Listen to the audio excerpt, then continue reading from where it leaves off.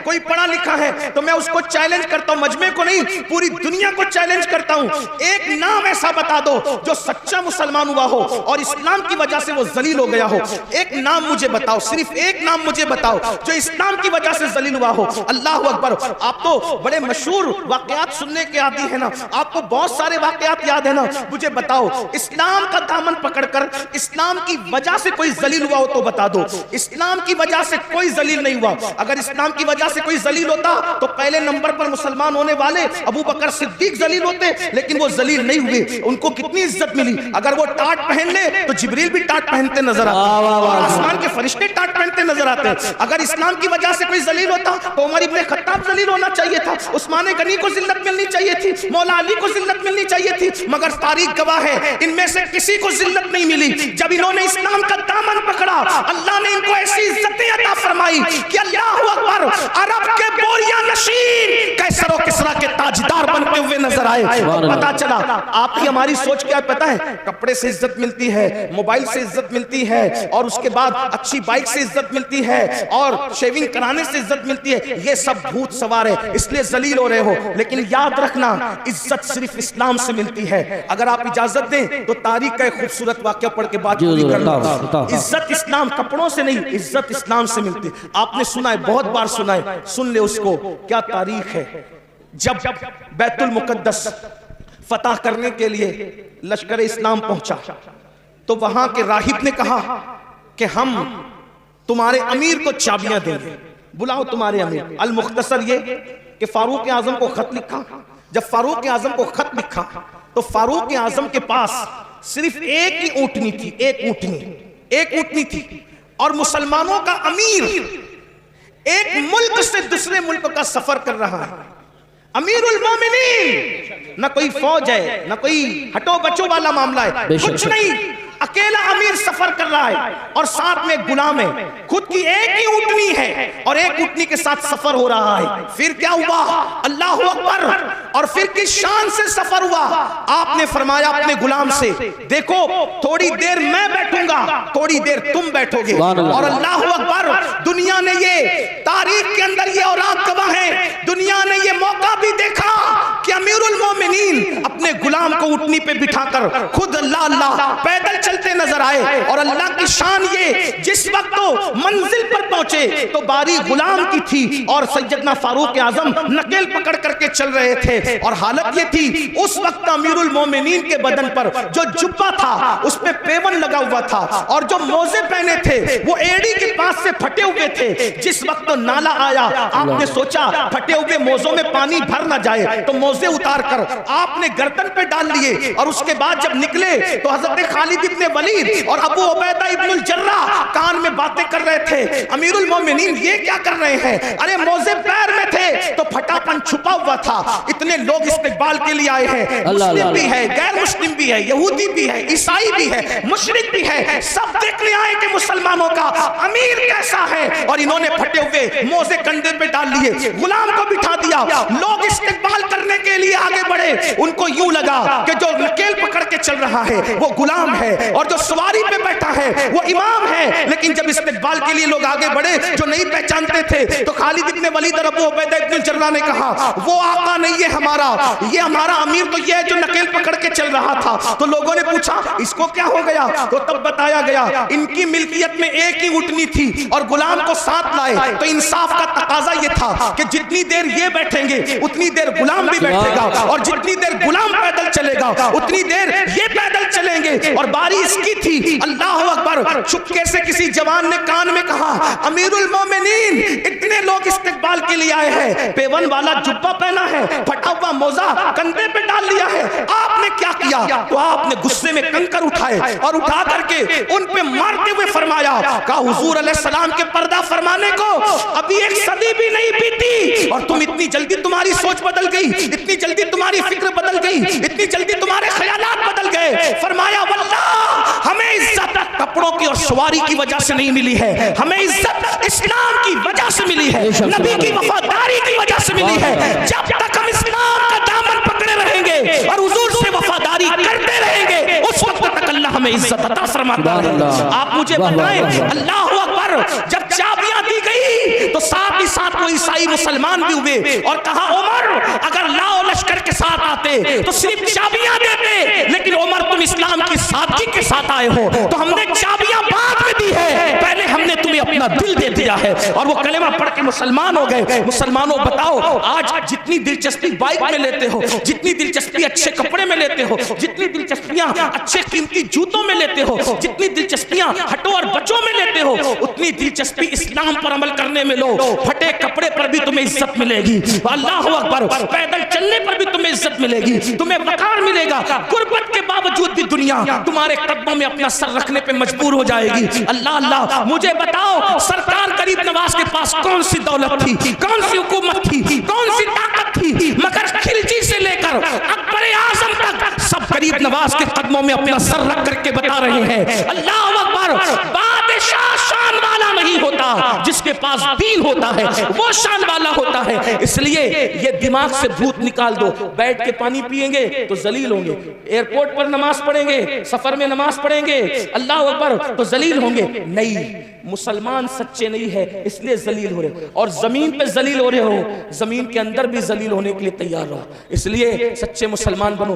दीन का दामन जिसने पकड़ लिया उसको इज्जत ही मिली, उसको कामयाबी ही मिली, उसे वकार ही मिला। आज की इस महफिल में आपको पैगाम दिया जाता है, दीन को सीने से लगाओ, कुरान की तालीम को आम करो। दस्तारबंदी का जलसा है, कुरान की तालीम को आम करो। अपने बच्चों को इतना इल्म दो कि तुम्हारे बच्चे फर्ज उलूम क्या है, ईमान क्या है, कुफ्र क्या है, दीन क्या है, दीन के खिलाफ क्या है, सब तुम्हारे बच्चों को आना चाहिए। हमारे बच्चों को तो कलमा भी नहीं आता, हमारे बच्चों को तो गुस्ल करना भी नहीं आता, हमारे बच्चों को तो इस्तिंजा का तरीका भी नहीं आता। इसलिए जितने उलूम फर्ज है, एक मुसलमान को जितना इल्म सीखना फर्ज है, इतना इल्म अपने बच्चों को दो, अपनी बच्चियों को दो। और साथ ही साथ दुनियावी तालीम पर भी मेहनत करो। 10वीं और 12वीं से अपने बच्चों को, बच्चियों को ड्रॉप आउट मत कर लो, उठा मत लो, बल्कि अपने बच्चों को, अपनी बच्चियों को आला तालीम दो, दुनियावी तालीम, आला तालीम दो। इतनी अच्छी तालीम दो कि आपके बच्चा, कोई भी बच्चा डिग्री के बगैर न रहने पाए। हर बच्चे को डिग्री दो। आप कहते हैं नौकरी नहीं मिलती, हम नौकरी के लिए बच्चों को नहीं पढ़ाते, हम अच्छा इंसान बनाने के लिए बच्चों को पढ़ाते हैं। अपने खर्चे कम करो, अपने अखराजात कम करो। हर महफिल का हमारा पैगाम ये है, इल्म पे मेहनत करो। और एक पैगाम ये भी है, शादियों में लाखों करोड़ों खर्च करने की बजाय वो लाखों रुपये जो वो स्कूल कॉलेजेस बनाने पे खर्च करो। मस्जिदों के मीनार बहुत ऊंचे बनाकर करोड़ों रुपया खर्च करने की बजाय वो करोड़ों रुपये तालीम गाहों पे खर्च करो।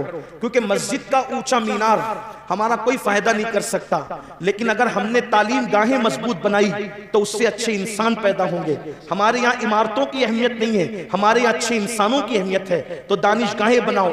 और मुसलमानों को अल्लाह ने इतनी दौलत से नवाजा है कि एक एक मुसलमान एक एक इदारा बना सकता है। बल्कि जो मालदार है मैं तो उनको मशवरा देता हूं कि 4 फैक्ट्री डालने की बजाय 3 फैक्ट्री डालो, और 1 फैक्ट्री की बजाय एक अच्छा स्कूल बनाओ। क्योंकि स्कूल अच्छा बिजनेस भी है और अच्छी कौम की खिदमत भी है। ऐसा नहीं कि स्कूल से पैसा नहीं कमा सकते, स्कूल से भी आप पैसा कमा सकते हैं, लेकिन अच्छा क्या होगा कि तालीम भी आम होगी और आपका अच्छा बिजनेस भी होगा। बहुत मालदार लोग हैं आपके आसपास में, बहुत मालदार। भाई जलसे पर जब आप लोग लाखों रुपया खर्चा करते हो तो इमारतों पर क्यों नहीं खर्च कर सकते? मैं समझता हूं कि मुरादाबाद जिला में जितने जलसे होते हैं, अगर उसका साल का आप तखमीना निकाल लें तो अरबों रुपए जाएंगे, करोड़ों नहीं अरबों रुपए जाएंगे। मेरी अपनी मालूमात के मुताबिक कोई शब ऐसी नहीं गुजरती जब इतना बड़ा जलसा आपके यहाँ नहीं होता। रोज जलसे होते हैं, रोज होते हैं जलसे। तो आप लाखों रुपए जो जलसों पे खर्च करते हो, मैं ये नहीं कहना कि जलसे बंद कर दो, ऐसा नहीं, मेरी बात का बुरा मत मानना, गलत मतलब मत निकाल। जलसे करो, जलसे करो, लेकिन जलसे से ज्यादा अहमियत इमारतें बनाओ, तालीम को आम करो। लोग तालीम महंगी कर रहे हैं, तुम तालीम सस्ती करो ताकि अपने बच्चों को हर बंदा पढ़ा सके। अपने बाप के नाम से, अपने बाप के नाम से मस्जिदों में कुरान रखने की बजाय अपने बाप के नाम से बच्चों की फीस भर दिया करो इसाले सवाब के लिए। इसलिए कि इन उलमा से पूछो कि जब मस्जिद में अब्बा के इसाले सवाब के लिए कुरान रखते हैं, वो बरसा बरस हो जाते हैं, सैकड़ों कुरान थप्पी में रखे हुए हैं, कोई उनको हाथ तक नहीं लगाता। मस्जिद के अंदर 10-20 कुरान के सिवा और ज्यादा कुरान की जरूरत नहीं है, इसलिए कि तिलावत करने वाले कितने हैं। बड़ी माजरत के साथ मैं किसी की बेइज्जती नहीं करने आया, लेकिन मेरे भाइयों दीनदार लोग भी मस्जिद में कुरान खोल के कुरान नहीं पढ़ते। ये हालात हैं, तो फिर आप अपने अब्बा के इसाले सवाब के लिए कुरान क्यों मस्जिद में रखते हो? वो तो थप्पी में रखे होते हैं ना। तो आप इसाले सवाब के लिए ये भी कर सकते हो। आप उलमा से पूछिए, उलमा बताएंगे मेरी बात की। अगर ये तायद करें तो करें, अच्छी बात है, नहीं कर सकते अगर ये तायद तो ये मेरी इस्लाह कर दें। इसाले सवाब का मतलब क्या है? कोई भी सवाब का काम करो और उसका इसाल किसी की भी रूह को कर दो तो उसको सवाब तो मिलेगा। तो अपने अब्बा के लिए आप चने तकसीम करने की बजाय आप अपने अब्बा के इसाले सवाब के लिए कलम तकसीम करो ना। आप अपने अब्बा के इसाले सवाब के लिए किताब तकसीम करो ना। आप अपने अब्बा के इसाले सवाब के लिए कापियां तकसीम करो ना। ये भी तो इसाले सवाब की एक शक्ल है। अपने अम्मा के इसाले सवाब के लिए कपड़े तकसीम करने की बजाय अपने स्कूल के बच्चों को यूनिफॉर्म तकसीम करो, ये भी तो हो सकता है। थोड़ा सोच बदलो, ख्याल करो। देखिए एक बात मैं आपको बताऊं, आपको एक बात तवील हो रही लेकिन एक बात बताऊं। एक बादशाह के दौर में हौस पर सिपाही लोग पहरे देते थे और नस्लन बादा नस्लिन वो चलते आ रहा था। सिपाही वहां खड़े रहते थे, हौस पे पहरा देते थे, खड़े रहते थे, हौस पे पहरा देते थे। तो बादशाह लोग बदलते रहे लेकिन हौस पे पहरा कायम रहा। एक दिन बड़ा होशियार बादशाह आया, उसने बोला कि ये जो पिछले सब चले आ रहे हैं ना, तो उसी के अंदर हम घूम रहे हैं, तो कुछ सही भी कर रहे हैं, कुछ गलत भी कर रहे हैं। तो भाई हालात और जमाने के तहत कुछ सेट करो ना। तो उसने सब फेरिस्त बनाई, यहां सिपाही क्यों खड़े रहते हैं, वहां क्यों खड़े रहते हैं वहां। तो हौस की बात है तो पूछा ये हौस पे सिपाही सदियों से क्यों खड़े रहते हैं? तो बोले हजरत पता नहीं क्यों खड़े रहते हैं सिपाही। तो बोले कि हटाओ उसको, जब कुछ काम ही नहीं है वहां तो हटाओ। तो पूछा जब बड़े बुजुर्गों से कि यहाँ सिपाही क्यों खड़े रहते हैं जबरदस्ती का? अभी जबरदस्ती है, एक दौर था कि तुम्हारे खानदान की औरतें उस हौज में गुस्ल करने जाती थी, तो कोई अजनबी मर्द वहां ना चला जाए इसलिए वहां सिपाही खड़े करते थे। अब तो हम्माम बन गए ना, तो अब हौज में गुस्ल करने की जरूरत ही नहीं है। तो औरतें तो गुस्ल के लिए बंद हो गई मगर सिपाही बराबर खड़े हैं। तो इसका मतलब यह है कि अपनी ताकत जाय हो रही है ना। इन सिपाहियों को यहां से हटा कर कहीं और लगाओ। तब हर बंदा क्या कर रहा है कि मैं अपने अब्बा के लिए कुआं खुदवाऊंगा। मैं अपने अब्बा के लिए कुआं, क्योंकि कुआं खुदवाने का जिक्र हदीस में आया है। अल्लाह के बंदो बिल्कुल कुआं खुदवाने का जिक्र हदीस में आया है, लेकिन हदीस में क्यों आया है इन उलमा से पूछो। हदीस में क्यों आया इन उलमा से पूछो। तो कहा क्यों आया है भाई? असल में हदीस में इसलिए आया कि उस दिन, जिस दिन हजरत साद ने पूछा था कि मेरी माँ का इंतकाल हो गया, मैं उसके इसाले सवाब के लिए क्या कर सकता हूं, तो उस वक्त तो मदीने वालों को पानी की बहुत जरूरत थी। तवज्जो है आपकी? उस वक्त मदीने वालों को पानी की बहुत जरूरत थी। तो जिसकी जरूरत थी हुजूर ने उसकी तरफ उनकी तवज्जो दिलाई और फरमाया जरूरत पानी की है तो कुआं खुदवा दो। कुआं खुदवाना मकसूद नहीं था, जरूरत पूरी करवाना मकसूद थी। तो इसाले सवाब का मामला समझ में आया, मामला कुएं का नहीं है। हमें इशारा दिया गया अगर इसाले सवाब करना है तो कौम को जिसकी जरूरत है उसके वजह से इसाले सवाब करो, ताकि तुम्हारे बाप दादाओं को सवाब भी मिल जाए और कौम की जरूरत भी पूरी हो जाए। अब बात समझ में आई? तो उस वक्त तो कुएं की जरूरत थी, आज हमारी कौम को तालीम की जरूरत है। किसी दौर में कौम को रोटी की जरूरत थी, आज हमारी कौम को यूनिफॉर्म की जरूरत है कि बच्चों का स्कूल का यूनिफॉर्म हम तकसीम करें लिबास की शक्ल में। कल हमारे जो वो लोगों को पान या चने की जरूरत थी तो बुजुर्गों ने वो तकसीम कराया, आज हमारे बच्चों को कलम की जरूरत है, इसलिए ये तकसीम होना चाहिए। मतलब ये है कि इसाले सवाब का जो तसव्वुर है वो कौम की जरूरत के मुताबिक है, इसलिए जैसी जरूरत है वैसे के मुताबिक करो। ये मैंने एक अपना छोटा सा जो वो कोशिश करके एक मुताला पेश किया है।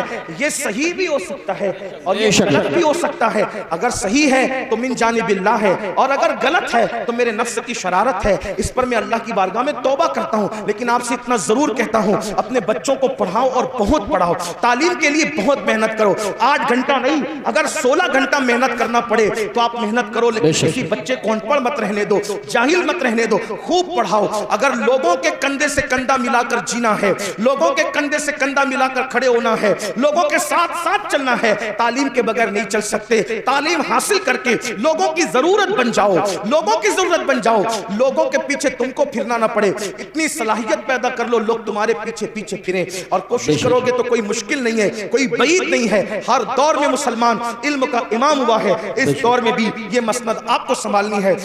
माओ से कहता हूं, गुर्बत का बहाना न करो, तुम हौसला करोगी, अपने शौहर का साथ दोगी तो तुम्हारा शौहर तुम्हारा साथी बनकर बच्चों को आगे पढ़ाएगा। अल्लाह पाक से दुआ करता हूं, अल्लाह सबसे पहले मुझे आप सबको अमल की तौफीक अता फरमाए। गुफ्तगू के दरमियान अगर कोई गलती हो तो अल्लाह पाक माफ फरमाए। अस्तगफिरुल्लाह रब्बी मिन कुल्ली ज़ंबिन व अतूबु इलैहि व मा अलैना इल्लल बलाग। अस्सलामु अलैकुम व रहमतुल्लाह। हज़रात बैठे हैं।